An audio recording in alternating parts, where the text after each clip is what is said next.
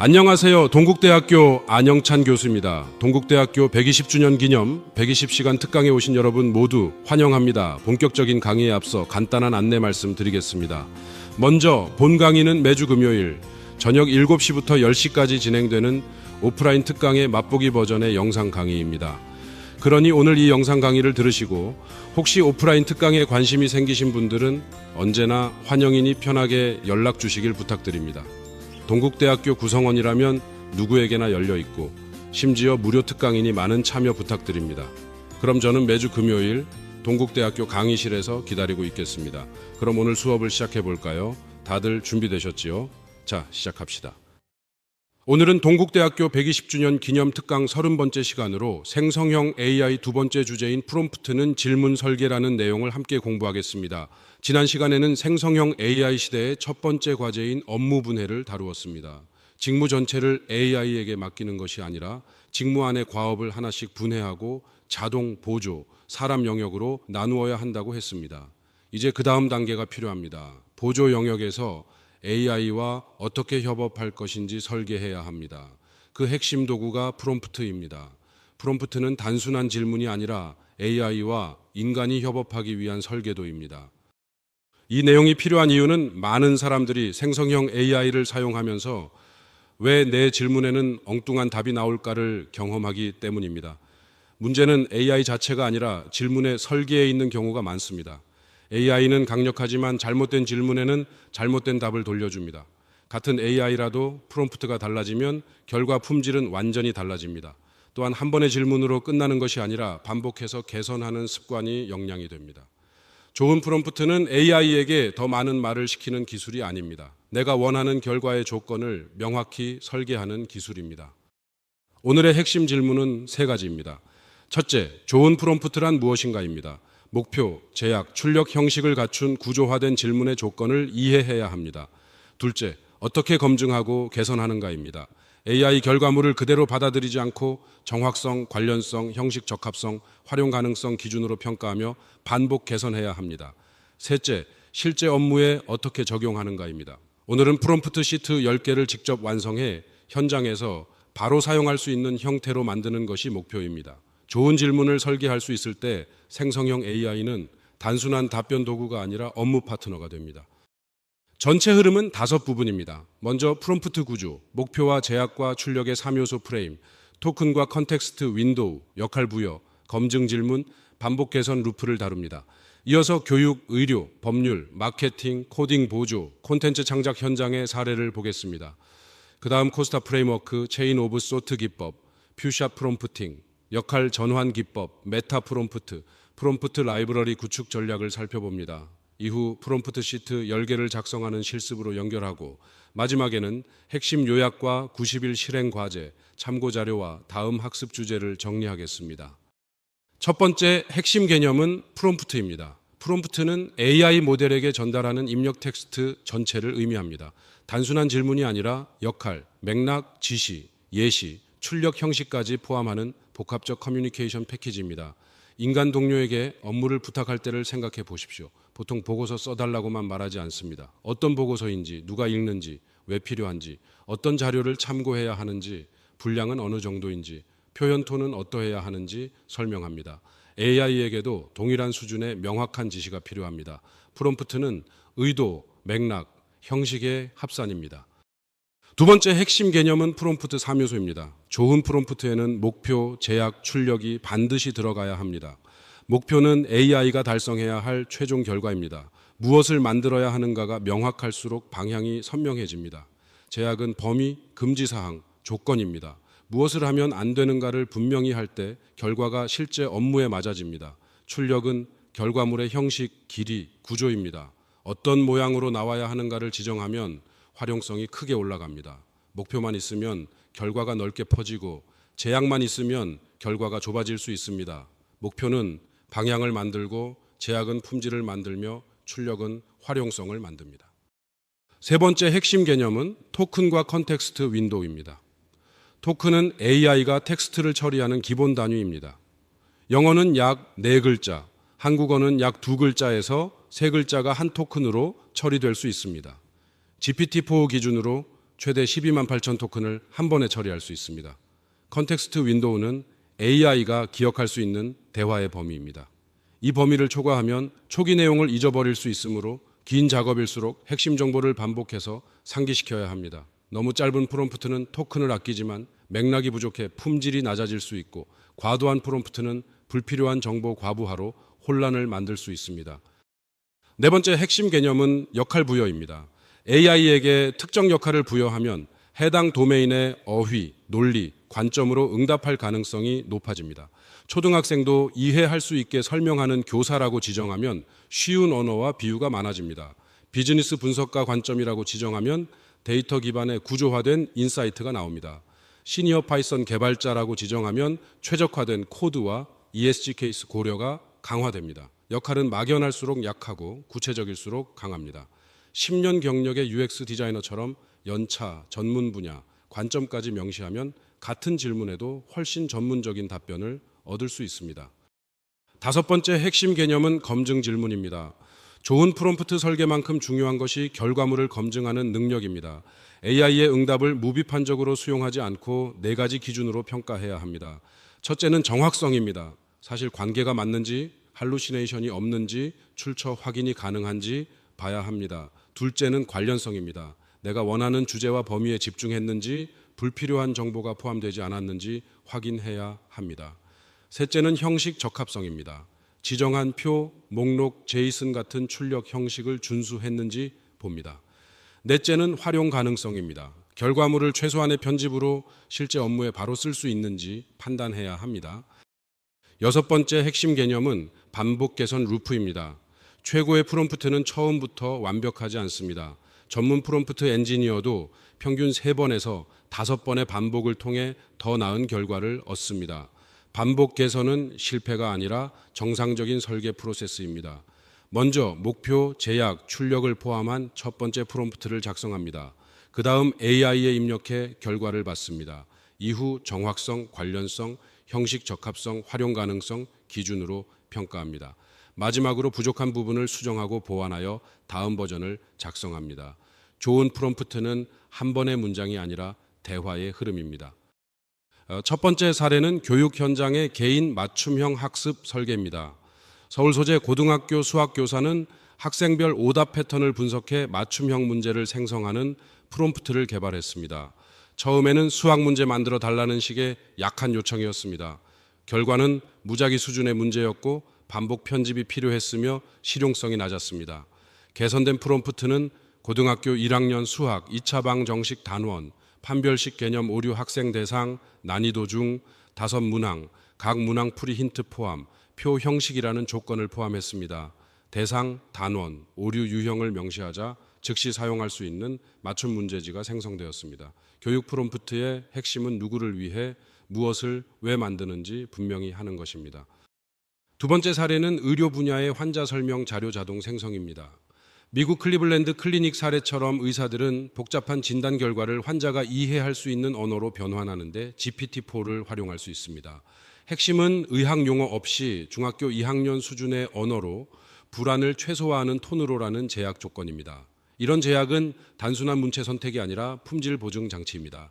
환자 이해도는 42% 향상되고 제문의 전환은 31% 감소하며 의사 문서 작성 시간은 60% 절감될 수 있습니다. 다만 의료 정보는 오류 비용이 높으므로 최종 검토는 반드시 의료진이 수행해야 합니다. 세 번째 사례는 법률 분야의 계약서 검토 자동화입니다. 국내 로펌 태평양의 실험적 적용 사례처럼 표준 NDA 검토에 구조화된 프롬프트를 적용하면 주니어 변호사의 초안 검토 시간을 크게 줄일 수 있습니다. 예를 들어 이 계약서에서 가백에 불리한 조항을 찾아 리스크 수준을 상, 중, 하로 분류하고 각 조항에 대한 수정 제안을 표 형식으로 작성하라는 프롬프트가 가능합니다. 또 기존 계약서 조항 A와 수정안 B를 비교해 법적 효력의 차이점과 실무적 영향을 3가지로 요약하라고 요청할 수 있습니다. 그러나 법률 판단은 높은 책임을 가지므로 AI 결과는 검토 보조용 초안으로만 사용해야 합니다. 네 번째 사례는 마케팅 콘텐츠 대량 생성 전략입니다. 국내 이커머스 기업 무신사는 상품 설명문 생성에 구조화된 프롬프트 시스템을 도입해 콘텐츠 팀 생산성을 높였습니다. 먼저 소재, 사이즈, 타깃 고객층 같은 상품 정보를 입력합니다. 그 다음 브랜드 보이스 제약을 둡니다. MZ세대 언어, 트렌디하되 과장 없이 200자 이내 같은 조건입니다. 마지막으로 카카오, 인스타그램 상세 페이지용 3가지 버전을 동시에 생성하게 합니다. 이처럼 마케팅 프롬프트는 타깃, 브랜드 톤, 채널, 분량, 금지 표현을 함께 설계해야 합니다. 좋은 카피는 창의적이기만 한 문장이 아니라 브랜드에 맞고 실제 채널에서 작동하는 문장입니다. 5번째 사례는 코딩 보조입니다. 기처브 코파일럿을 넘어 실무에서는 더 구조화된 프롬프트가 필요합니다. 예를 들어 당신은 시니어 파이썬 백엔드 개발자입니다. 아래 요구사항을 충족하는 RESTful API 엔드포인트를 작성하십시오. 사용자 인증 필요, JWT 토큰 사용, 에러 핸들링 포함, PEP8 준수, 각 함수의 독스트링 작성, 출력은 코드와 단위 테스트 코드입니다. 라는 식입니다. 카카오 개발팀은 단순 코드 자동 완성을 넘어 테스트까지 포함한 완성도 높은 코드를 생성하는 프롬프트 템플릿을 팀 공용 라이브러리로 운영할 수 있습니다. 초기 코드 작성 시간은 55% 단축되고 코드 리뷰 지적 사항은 40% 감소할 수 있습니다. 6번째 사례는 유튜브 채널 운영 자동화입니다. 구독자 50만 명 규모의 국내 유튜버는 영상 기획, 원고, 썸네일 문구, 댓글 답변까지 전 과정의 프롬프트 시스템을 구축할 수 있습니다. 핵심은 채널의 고유한 톤 앤 매너를 제약 조건으로 문서화하는 것입니다. 기획 단계에서는 트렌드 키워드와 채널 톤으로 주제 10개를 생성합니다. 구성 단계에서는 후크, 본문, CTA 구조의 원고 초안을 작성합니다. 최적화 단계에서는 SEO 키워드를 포함한 제목, 설명문, 태그를 만듭니다. 상호작용 단계에서는 댓글 유형별 답변 템플릿을 생성합니다. 콘텐츠 프롬프트의 핵심은 조회수와 신뢰의 균형입니다. 첫 번째 실전 프레임워크는 코스타 프레임워크입니다. 코스타는 맥락, 목표, 스타일, 어조, 청중, 출력의 6요소로 프롬프트를 구조화하는 방법입니다. 맥락은 배경 정보와 상황 설명입니다. 목표는 달성하려는 구체적 결과입니다. 스타일은 문체와 형식, 페르소나를 지정합니다. 어조는 공식적, 비공식적, 따뜻한, 냉정한 같은 감성적 색채를 정합니다. 청중은 결과물의 실제 독자입니다. 청중에 따라 언어 수준과 설명 방식이 달라집니다. 출력은 형식, 길이, 구조입니다. 표, 제이슨, 마크다운, 단계별 계획처럼 명시해야 합니다. 코스타의 장점은 프롬프트를 빠짐없이 설계하게 해준다는 점입니다. 두 번째 실전 프레임워크는 체인 오브 소트 기법입니다. 복잡한 문제일수록 한 번에 답을 내라고 요청하는 것보다 단계적으로 사고하도록 유도하면 결과가 더 안정적일 수 있습니다. 기본 방식은 단계적으로 생각하라는 지시입니다. 더 좋은 방식은 구조화된 단계입니다. 먼저 문제를 정의하고 가능한 해결책을 나열한 후 각 해결책의 장단점을 분석하고 최종 결론을 제시하라는 식입니다. 자기 검증 방식도 중요합니다. 답변 후 스스로 논리적 오류나 누락된 관점이 없는지 검토하고 수정하라고 요청할 수 있습니다. 다만 AI의 내부 사고를 그대로 요구하기보다 사용자가 확인 가능한 단계별 근거와 결과를 요청하는 방식이 안전합니다. 세 번째 실전 프레임워크는 퓨샷 프롬프팅입니다. 퓨샷은 원하는 출력 예시를 1개에서 3개 정도 먼저 보여주고 이런 형식으로 작성하라고 유도하는 기법입니다. 특히 특정 형식이나 스타일을 일관되게 유지해야 할 때 효과적입니다. 예시는 많을수록 반드시 좋아지는 것은 아니며 3개에서 5개 정도가 적절한 구간입니다. 구조는 간단합니다. 예시 하나는 입력 샘플 A와 원하는 출력 형식 A입니다. 예시 둘은 입력 샘플 B와 원하는 출력 형식 B입니다. 그 다음 실제 과제를 넣고 위 형식으로 작성하게 합니다. 예시는 AI에게 기준을 보여주는 가장 빠른 방법입니다. 네 번째 실전 프레임워크는 역할 전환 기법입니다. 이는 AI에게 바로 답을 구하는 것이 아니라 AI가 먼저 질문하도록 설계하는 기법입니다. 요구사항이 불명확한 복잡한 프로젝트에서 특히 유용합니다. 일반적으로 마케팅 전략을 짜달라고 하면 AI가 여러 가정에 기반한 전략을 제시하기 때문에 실용성이 낮을 수 있습니다. 역할 전환 프롬프트는 다릅니다. 마케팅 전략을 짜기 전에 정확한 결과를 위해 내게 물어봐야 할 질문 5가지를 먼저 물어보라고 요청합니다. 그러면 AI는 타깃, 예산, 목표, 채널, 경쟁 상황 같은 핵심 요소를 확인한 뒤 더 맞춤화된 전략을 제시할 수 있습니다. 5번째 실전 프레임워크는 메타 프롬프트입니다. 메타 프롬프트는 AI에게 더 나은 프롬프트를 작성해 달라고 요청하는 방식입니다. 예를 들어 나는 고객 만족도 설문 결과를 분석하고 싶다. 이 목적을 달성하기 위한 최적의 프롬프트를 작성해 달라고 말할 수 있습니다. 첫 단계는 초기 의도 서술입니다. 두 번째는 AI의 프롬프트 초안 수신입니다. 세 번째는 평가와 수정 요청입니다. 이 프롬프트의 약점은 무엇이고 어떻게 개선할 수 있는가를 다시 묻습니다. 네 번째는 최종 프롬프트 확정입니다. 개선된 프롬프트를 실제 과제에 적용하고 결과를 검증합니다. 메타 프롬프트는 질문 설계 능력을 키우는 학습 도구입니다. 여섯 번째 실전 프레임워크는 프롬프트 라이브러리 구축 전략입니다. 반복적으로 사용하는 업무 유형에 대해 검증된 프롬프트를 저장하고 재사용하면 생산성이 크게 향상됩니다. 개인 라이브러리에서 시작해 팀 공유 라이브러리로 확장하면 조직 전체의 AI 활용 수준이 올라갑니다.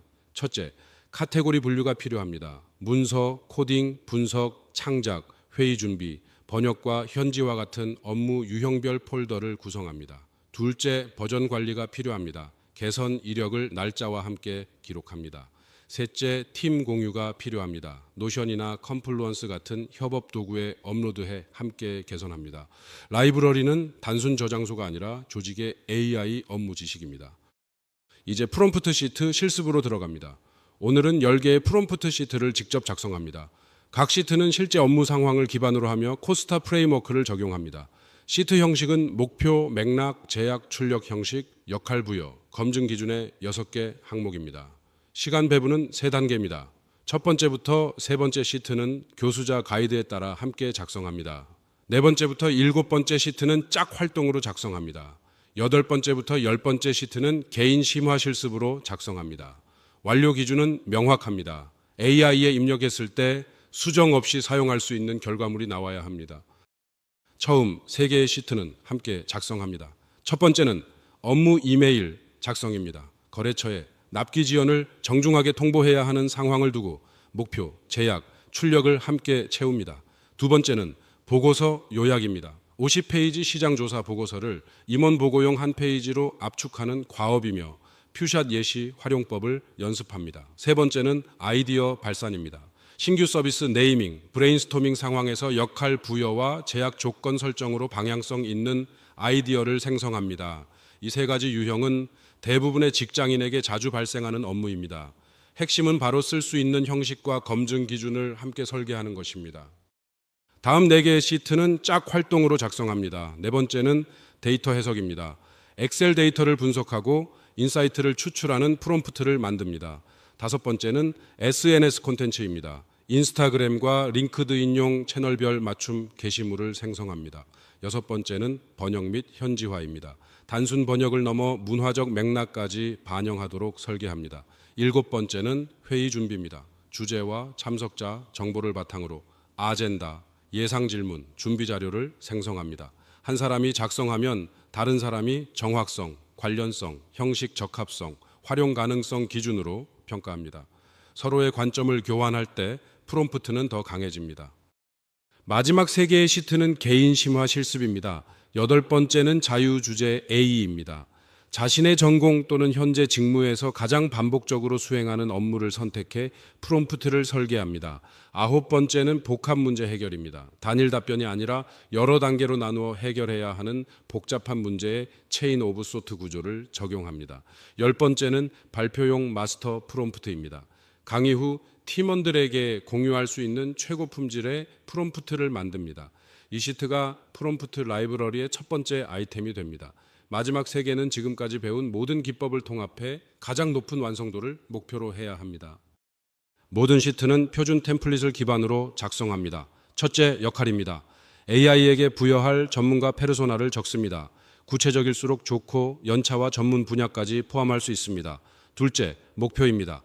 이 프롬프트로 달성하려는 결과를 동사로 시작하는 한 문장으로 명확히 씁니다. 셋째, 맥락입니다. 배경 정보와 상황 설명을 제공합니다. AI가 모를 수 있는 도메인 지식도 포함합니다. 넷째, 제약입니다. 해서는 안 될 것과 범위 한정을 부정형으로 명확히 씁니다. 다섯째, 출력 형식입니다. 표, 목록, 제이슨, 마크다운 등 결과물의 형식과 길이와 구조를 지정합니다. 여섯째, 검증 기준입니다. 정확성, 관련성, 형식, 활용성 기준으로 합격 여부를 판단합니다. 오늘 배운 핵심을 정리하겠습니다. 모든 프롬프트에는 목표, 제약, 출력 형식이 반드시 포함되어야 합니다. 역할은 구체화해야 합니다. 페르소나를 세밀하게 설정할수록 전문성 높은 응답이 나옵니다. 반복을 두려워하지 않아야 합니다. 3번에서 5번의 반복 개선은 정상적인 과정이며 첫 결과에 만족하지 말아야 합니다. 좋은 프롬프트는 저장하고 팀과 공유해야 합니다. 실습 완료 여부도 점검해야 합니다.